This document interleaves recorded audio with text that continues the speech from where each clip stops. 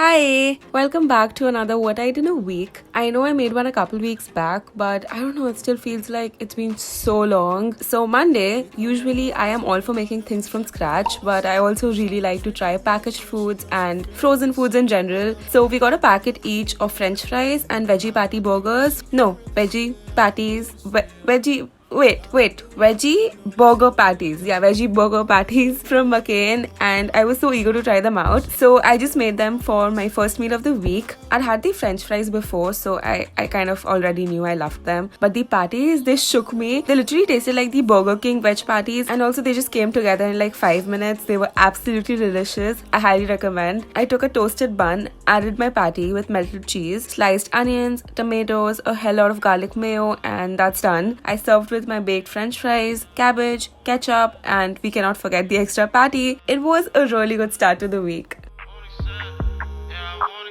Came right to the block and I started feeling myself. And she thinks she got it good, but she was screaming from hell. And she think that she a witch, but she ain't casting a spell. I know it's hard as it takes. So if you haven't noticed already, we have hit 10,000 subscribers here on YouTube. Absolutely crazy. And one of my friends sent me these blueberry cheesecake jars from Mamma Mia, which I had never had before. And dude, they were incredible. And I think they kept the jars in the freezer because the cheesecake had like kind of like that ice cream feel to it. And that just inspired me to create these jars at home. So here we are. I made the base out of digestive biscuits and butter. The cheesecake part out of soaked cashews, Greek yogurt, and sweetener. Almost like a cheesecake froyo and topped with melted blackberries. A lot of y'all keep asking me where I get my berries from. I get them from a brand called Delish. I'll try to find the link and link it down below in case you want to buy them. I set everything in jars. These measurements make about 3 small jars in total. Really good if you just want to try them out and see if you want to make more, which trust me, you will want to because of how good they taste. Also, make sure you keep tasting while you make it because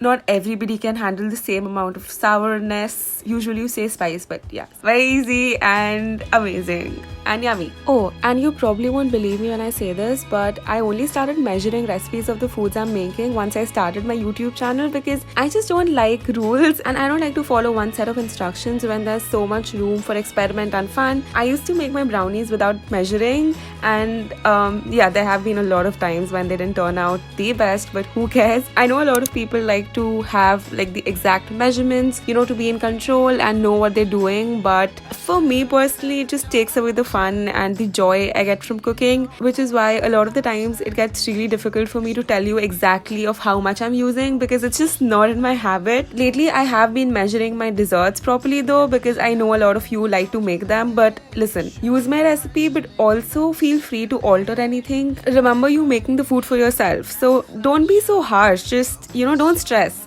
Relax. Enjoy the process. It doesn't have to turn out the best thing ever. It doesn't have to turn out incredible every single time. I don't know, order from Zomato, Swiggy, but at least you felt good while you were making it, right? Oof, this happens every single time. I start rambling and then I lose track of time and look, we have missed so much food, but okay. Tuesday breakfast, I had brownie oatmeal topped with peanut butter, pomegranate seeds, pumpkin seeds, along with a cup of black coffee. For dinner, I made kimchi fried rice. I pan-fried chopped kimchi, shredded cabbage, carrots, and beans in sesame oil. Added gochujang and some leftover momo chutney. If you're making this and you don't have it, you can add a little bit of soy sauce and vinegar. I also added paneer for protein, seasoned well with onion powder, garlic powder, chili flakes, salt, pepper, and finally added my rice, mixed very well and topped with a slice of cheese. This was so good. I just love kimchi so much. Standoffs between me, myself, and I.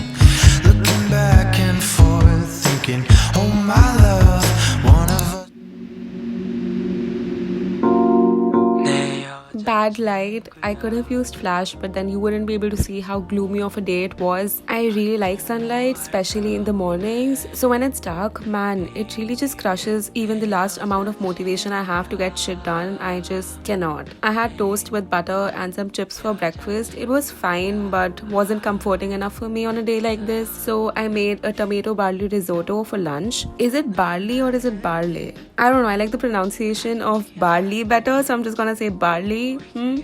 So one thing I don't quite understand is, no hate to rice, but there are so many more grains which are so severely underrated and not used enough, when in fact they have so much potential. Like, I am all for arborio rice and risotto, but man, barley is fucking amazing in it. It's like it has that bite which is similar to rice, but it also has that bouncy texture which is like the sabudana texture, you know, tapioca pearls. In no way is this risotto traditional, but it's so damn good and so warm and so comforting, just like a hug. It had veggies, red lentils for protein, and you're just gonna have to trust me on this. The ketchup part, of course, if you have tomato puree, you can just use that, but trust me, ketchup works fine. A little bit of tahini and nutritional yeast adds that subtle creaminess and the cheese. Yum. So this for me was like 2 servings, but you can have the entire thing in 1 serving, or you can meal prep it and, you know, like have it for 4 meals. Do what you wanna do. Feel free.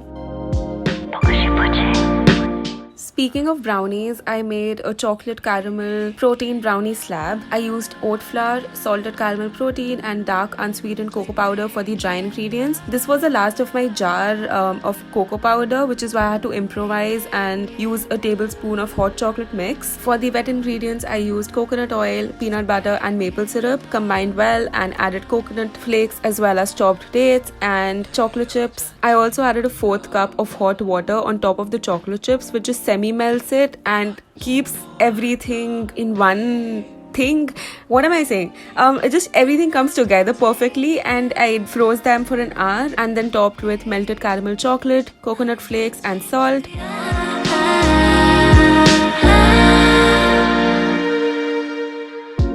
I put this in the fridge to chill while I had my dinner, which was sambar vada with chutney. Absolutely delicious.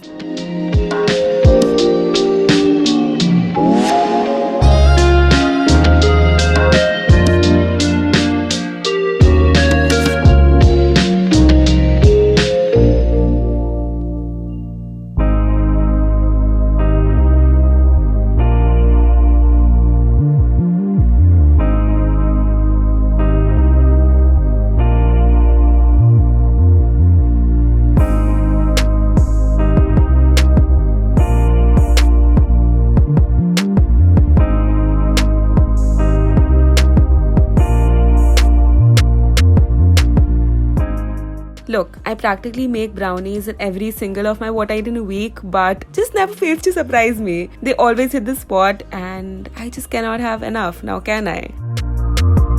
She's a Mona Lisa. I haven't been having smoothie bowls that much lately. I don't know why, but this one reminded me why I shouldn't have stopped in the first place. Very simple blend of bananas, mango, and matcha. There must be something that features.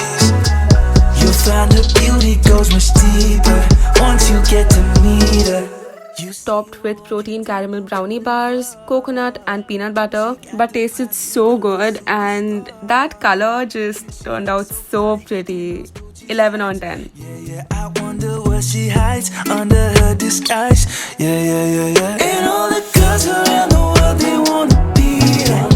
And all the dudes are trying to score like it's fever. She lives a double life, puts on a show. What's under the subtle smile, we'll never know. She's a Mona Lisa.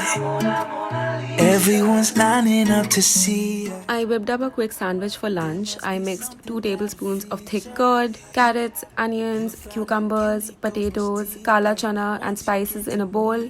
She's a Mona Lisa. Everyone's lining up to see her. There must be something that features. You'll find her beauty goes much deeper once you get to. I put this mix in between 2 pieces of bread very gently, and also added coriander and nimki on top. She brushing against my hands.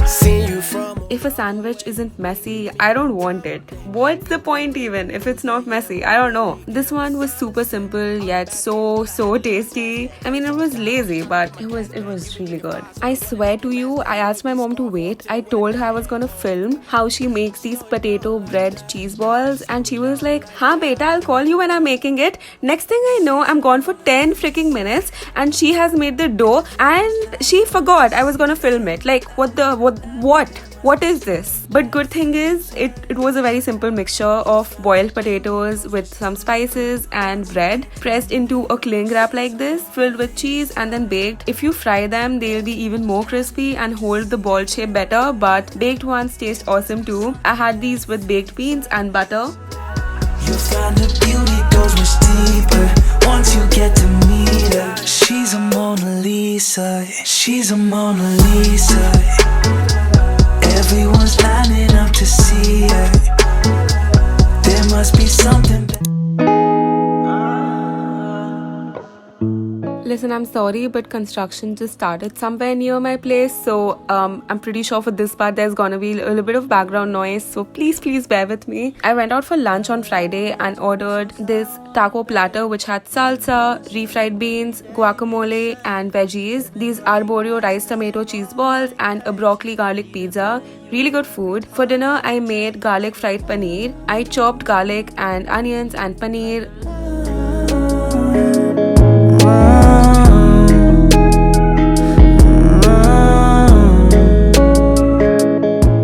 I coated the paneer cubes with garlic powder, onion powder, salt, pepper and cornstarch and shallow fried in oil. Got money bags, I don't rest. I might be a Nike fiend, I need my checks.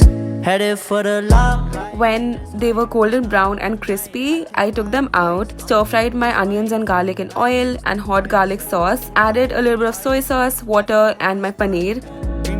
Sliced like a lime. Never ever meant to be so sour, baby. That's it. Topped with sesame seeds and enjoyed. So this was everything I ate this week, and I'll see you next time. Bye!